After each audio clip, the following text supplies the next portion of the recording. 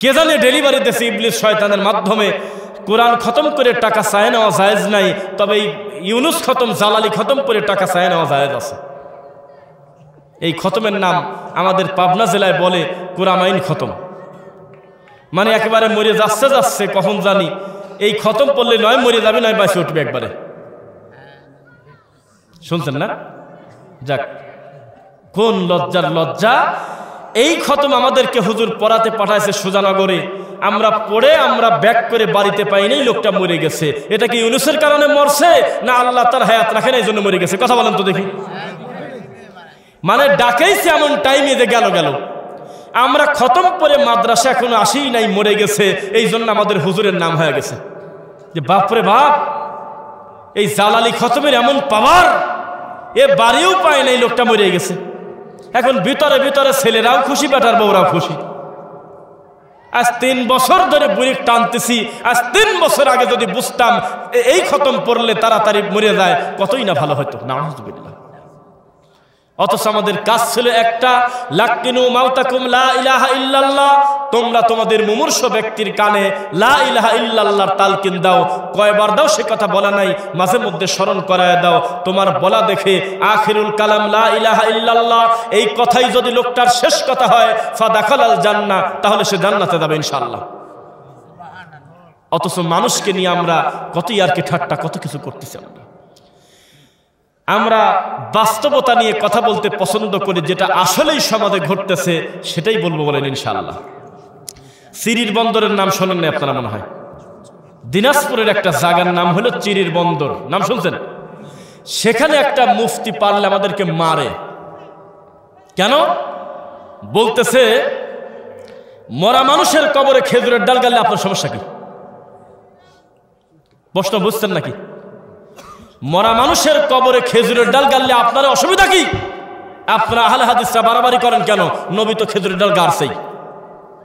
তাই বলে চট করে মোবাইল থেকে মিশকাতুল মাসাবি থেকে একটা হাদিস বের করে বলতেছে, আল্লাহর নবী 2টা কবরের পাশ দিয়ে যাচ্ছিলেন, যাওয়ার পরে তিনি বুঝতে পারলেন কবরে আযাব হচ্ছে। আমার নবী 2টা খেজুরের ডাল গিরে দিলেন, মাঝখান থেকে ভেঙে দিলেন, আর বললেন যতক্ষণ পর্যন্ত এটা ভেজা থাকবে ততক্ষণ পর্যন্ত তাদের কবরে আযাব মাফ হয়ে যাবে। তখন আশপাশের লোক, আমি তো বলছি যে আমরা জাতি হলো ল্যাংটা, আমাদের হুজুর হলো হাফ প্যান্ট পরে আছে, ইমাম হলো 3 কোয়ার্টার পরে আছে। তাহলে কথা বলতেছি 2 হুজুর, এখন ওই লোকটাই হাদিস দেখাচ্ছে, আশপাশের লোকজন কাছে হা হা ঠিকই তো, ঠিকই তো। এরকম ঘটে। বড় একজন শায়েখ, তিনি মাহফিলে গেছে, বসে আছে, স্টেজে ওঠার আগে অনেকেই তার মনের প্রশ্ন নিয়ে যায়, তার কাছে যায় না? তো কিছু কিছু সময় আমি তো খুব সিরিয়াস থাকি, প্রশ্ন করতেছে হলো শায়েখের কাছে। প্রশ্ন শেষে হয় নাই, উনি উত্তর দেওয়ার আগে সাইড থেকে কই মারি মারি ওঠে 2-1 কে তুই উত্তর দিস কে? ও জবাব দিয়ে দিচ্ছে, তুমি জানো না। উত্তর দিচ্ছে, নাকি ঠিক হবে? সাহাবায়ে কেরামকে আল্লাহর নবী যখন প্রশ্ন করতেন, বলো তো সবচেয়ে ভালো কাজ কি, বলো তো সবচেয়ে ভালো আমল কি, বলো তো এটা করলে কি হয়, সাহাবায়ে কেরাম জানলেও বলতো ওয়াল্লাহু আ'লামু ওয়া রাসূলু, এই ব্যাপারে আল্লাহ এবং তার নবী ভালো জানেন। কারণ পরিবর্তন তো হতে পারে, কারণ তার কাছে ওহী নাজিল হয়, পর্দার আয়াত নাজিল হয়েছে তার কাছে, মদ হারাম তার মাধ্যমে হয়েছে, তার মাধ্যমে শরীয়ত পূর্ণতা লাভ করেছে। আন্দাজে কি বলে ফেলবো না, নবীর কথার বিরুদ্ধে যদি চলে যায় তো বিপদ আছে। কিন্তু আমাদের সমাজে চায়ের দোকানে মুফতি, মোড়ে মোড়ে মুফতি, 3 মিনিট পর পর নতুন নতুন ফতোয়া ডেলিভারি দিচ্ছে আমাদের সমাজে। মিথ্যা না সত্য? এগুলি বাড়াবাড়ি নয়?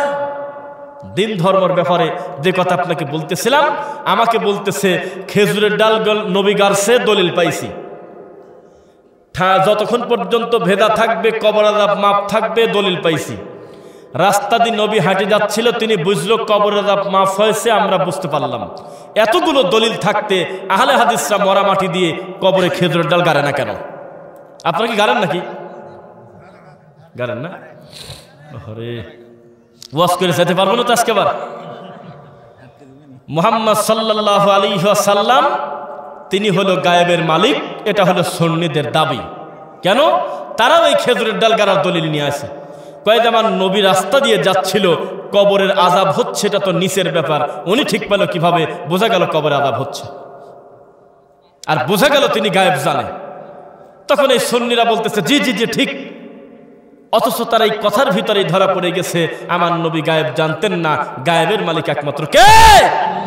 কুল্লা ইয়ালামু মান ফিস সামাওয়াতি ওয়াল আরদিল গায়বা ইল্লাল্লাহ। হে নবী আপনি বলে দেন আসমান আর জমিনে আমি আল্লাহ ছাড়া কেউ গায়েবের খবর জানে না। তাদেরকে বললাম, আমি ওই হুজুরকে বললাম যে খেজুরের ডাল গাললে আমার অসুবিধা নাই, তবে গাড়ি নাকি কামে সেটা একটু আপনাকে প্রমাণ করি।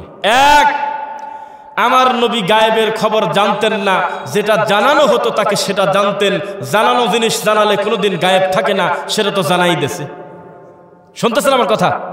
কে দাঁড়ালো কি করলো? আমরা এমন একটা জাতি, কার চুল কাটা কেমন, কে নাচলো, এই গাইবান্ধার এক পাগল চুরি করে ধরা পড়ে কয়েছে আমার ভুল আছে ক্ষমা করে দেন, এর আমরা প্রধান অতিথি বানাম, তারপরে পুলিশ প্রোটেকশন দিয়ে তাকে নিয়ে যাওয়া লাগে। জাতি পাগল।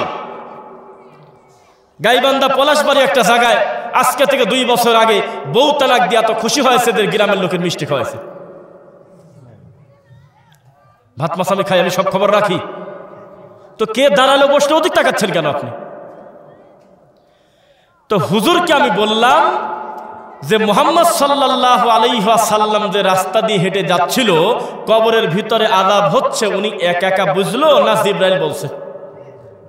আর কথা কয় না, কারণ তিনি ওহির বাইরে চলাচল করেন না, এ খবর তিনি একা একা জানেন নাই, তার আল্লাহ জিবরাইলকে দিয়ে জানাইছে। সুবহানাল্লাহ।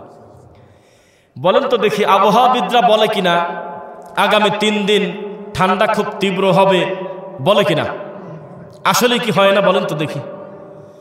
আগামীকাল বৃষ্টি সহ ঝড়ো হাওয়া বয়ে যেতে পারে, আসলে কি বৃষ্টি হয় না? আগামী 7 দিন ঘূর্ণিঝড় হবে, আসলে কি হয় না? হয়। ব্যতিক্রম কিছু কম বেশ হয়, অধিকাংশ ক্ষেত্রে তাদের কথা মিলে যায়। তো গায়েবের মালিক কি তারা কি গায়েব জানে? তারা বুঝতে পারে নাই। ডক্টর জাকির নায়েককে এই প্রশ্ন করার আগে কতদিন তারা বলছে ওয়ায়ালামু মা ফিল আরহাম।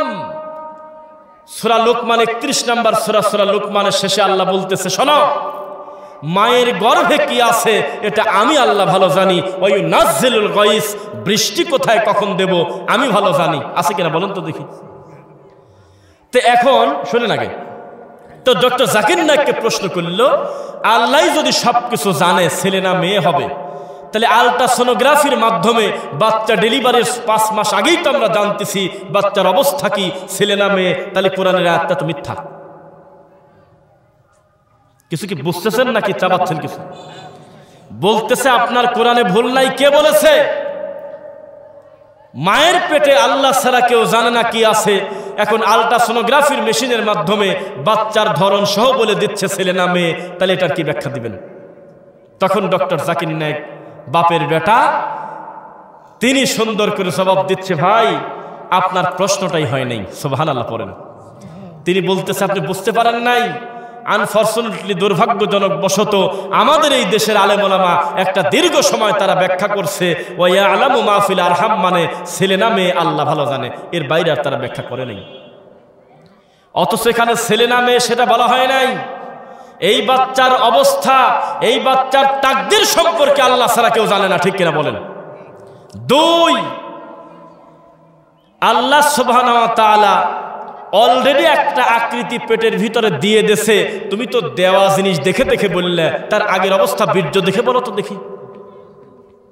পাগলের মতো তখন অথবা বসে গেছে, উত্তর নাই আর।